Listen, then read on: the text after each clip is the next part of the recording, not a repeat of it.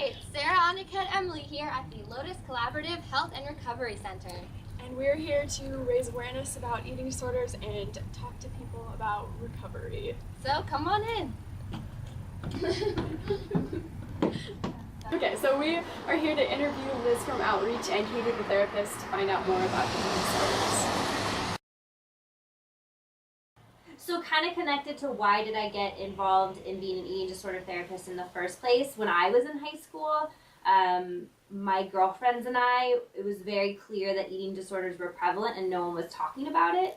And so one of the things that inspired me was having a place to have a voice about any issue that's going on in any of our lives, in particular adolescence. You know, being a teenager is not easy.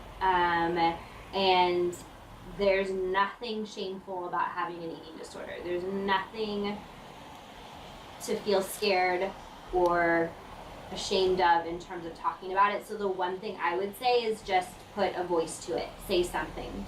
Reach out to someone who you trust, whether it's a friend or a teacher or a counselor at school or a family member. Just say something. Don't carry the secret around alone, and reach out for help.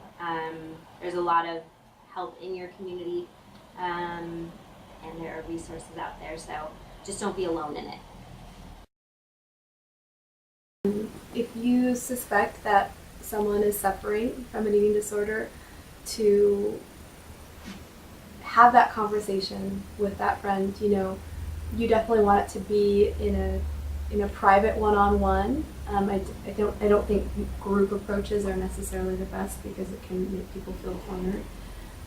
But just even getting to that point where you're in a one-on-one situation with this friend and you voice your concern is, I know, a lot to ask at a young age.